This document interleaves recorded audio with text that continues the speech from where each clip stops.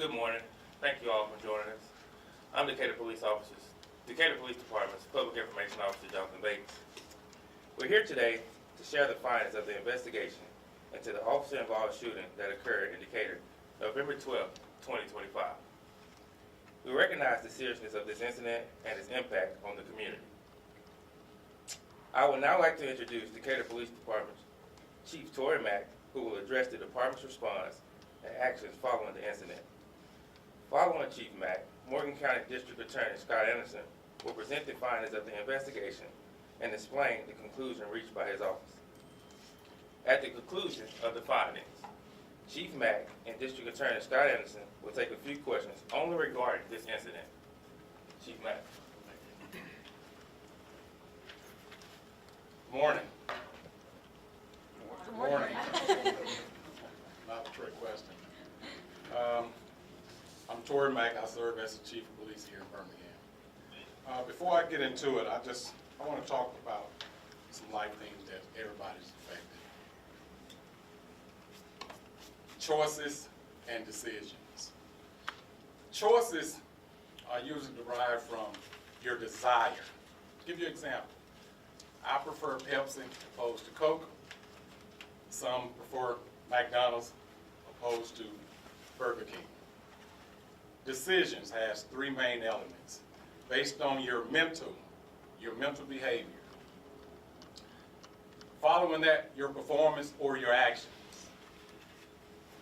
Following your performance or your actions, there's consequences, i.e. good consequences, bad consequences. Either that's going to happen immediately or delayed. So I'm going to show you a video. I'm going to show you two videos. Same video. One is at real speed. One is going to be edited, where we're highlighting some important parts of this case. On November 12th, approximately 8:25 p.m., Decatur Police Department patrol officer initiated a traffic stop near 12th Avenue and 1st Street Southwest for a minor traffic violation. The vehicle continued for a short distance at a slow speed, ultimately stopping on 11th Street Southwest. Upon stopping, the driver exited the vehicle and immediately pointed a weapon at the officer. Per Department of Training and Use of Force protocol, the officer perceived it as a lethal threat. He responded by discharging his service weapon, striking the suspect. The officer was not injured during this encounter. Additional officers quickly arrived on the scene and helped secure the scene. Despite the danger just moments prior, they initiated life-saving measures to the suspect until EMS arrived. The suspect was then transported to the local hospital for further medical treatment. In the interest of transparency and accountability, the Morgan County Sheriff's Office took over the investigation. After a thorough and impartial review, the officer's actions were found lawful. The shooting was officially ruled justified. The officer has since been cleared of any criminal wrongdoings. As a standard practice, the officer was placed on paid administrative duties during the investigation. He is now returning to full duty after the conclusion of this review.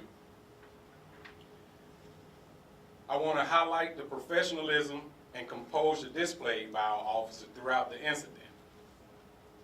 First officer responded precisely within the framework of his training and was faced with a direct lethal threat. Second, the officer's threat was neutralized.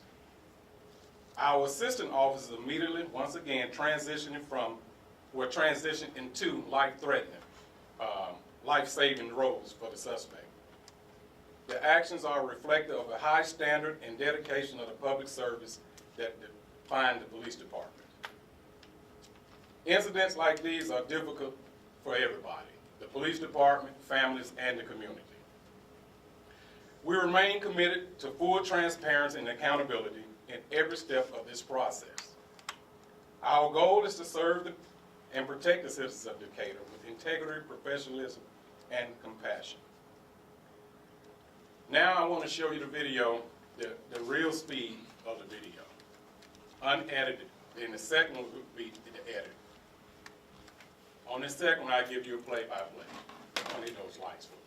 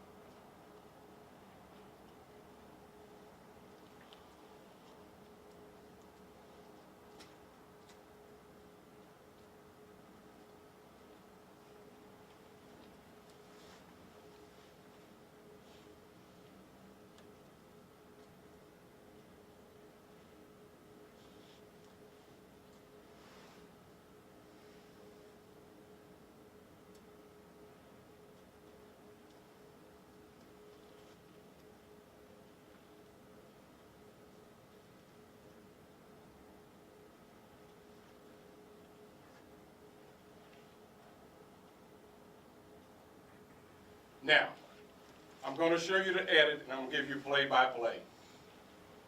Before we go, when I started, we talked about choices and decisions. The weapon of choice for the suspect was a replica Glock 19 with a light laser combo, CO2 cartridge, a BB gun. Let's move forward.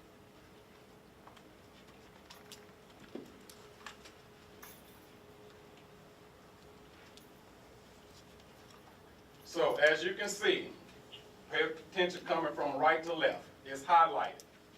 He missed his turn. Then he overtly made a movement with his vehicle, pulled into where the officer is located. This is what initiated the traffic stop. They both exited the parking lot, made a right onto 12th. The suspect is approaching a stop sign. You notice the lights are activated. He refuses to stop. Going to the stop sign, he didn't make a complete stop. He breezed through, made a left on First. Lights still activated.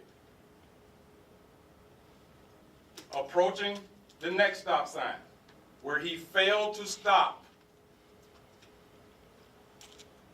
makes a right. He makes the decision to stop in the 400 block of 11th. Pay close attention to when he exits the vehicle. You would see him have a weapon in his left hand.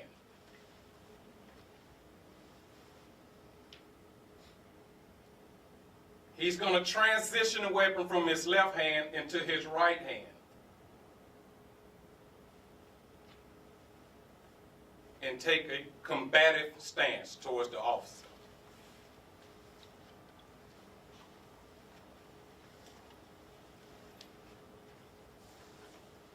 A combative stance towards the officer.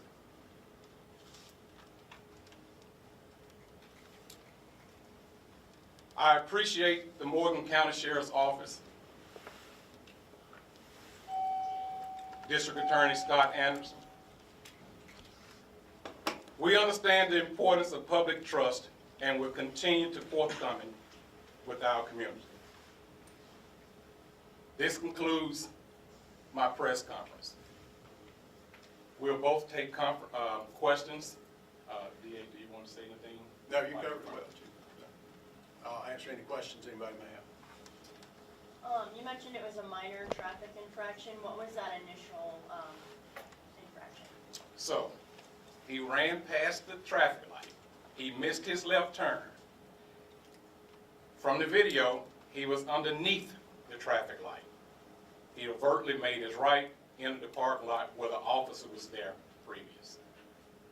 What charges might this person be facing, if any? Yeah, well, he's in jail right now. He had something prior to us. We had no knowledge of it. Right now, he's been held in Morgan County Jail for escape second and theft third twice. And what was his name and what's his condition I right now? didn't give you his name. I didn't reveal his name. Are you going to, or is that? No, ma'am, I'm not. So there's no update on, is there an update on their condition at all? Yes, he's in good health. And so, with transparency, and we appreciate you showing us the video, is there a reason we don't see, the officer, what they end up doing, the shooting itself, it kind of stops a little abruptly? No, well, this is the best. I wanted to give you the best. From what his video, you wouldn't have seen it because his door was blocking everything. So it wasn't captured clearly on his body cam, what happened? Not his body cam. It was captured, but not as clear as the dash cam. Is there a reason you guys aren't revealing the suspect's name? No, it's not. So this So BB why not? gun that he had, was it loaded or capable of firing? Yes, it was a replica of a Glock 19. It had the light laser combo, and yes, you can put someone out. But you put yourself in the officer position at 8:30 at night in the dark, and you have this coming at you. I commend the officer for reverting to his training. And just to be clear, are you gonna share the charges that they are being charged with in this case? Yes, I will. But right now, we want to see how did this work? We're trying to see. We're focusing how on far this we- event. Yes, And on this event. The charges from us hadn't been dropped as of yet. Do you anticipate charges in this case? who are you asking? I guess I know Well, the DA's office. we've not gotten a report on the suspect yet to see what potential charges are there. And I would like to say this. I want to commend the Morgan County Sheriff's Office on the investigation that they did. It was very thorough, and they did a good job at collecting evidence and presenting that evidence to my office. I also want to commend the Decatur Police Department for their professionalism while this investigation was going on. Anything that was asked of them, they did, and it was very transparent, as the chief said. I received the information not too long ago, the case report and the evidence, including the videos. And after looking over that evidence myself with other members of my office, attorneys, we determined that, number one, this officer was legally positioned where he had a legal right to be where he was. He was acting within the line and scope of his duties, and he responded reasonably to a threat that was made to him. So this case will not be presented to a grand jury because there's nothing to present. It's 100% absolutely clear that this officer did not commit a crime. I have another question for you. Since it was a BB gun and not an actual gun, will he be seeing less charges, or could he possibly be seeing less charges because it was a BB gun and not an actual gun? There again, there's a lot of variables that go into that, and I don't want to comment on that until I get all the evidence report. And just to be crystal clear, this was considered justified, the officer is Absolutely. all cleared of Yeah, all? 110%, crystal clear, officer acted reasonably. We have enough time for one more question. Now, did this suspect have active warrants? I mean, do you kind of know why he ran initially? Well, or? We had no knowledge of it. We initiated a traffic stop with no knowledge of active warrants. So he had a Department of Correction hold on him.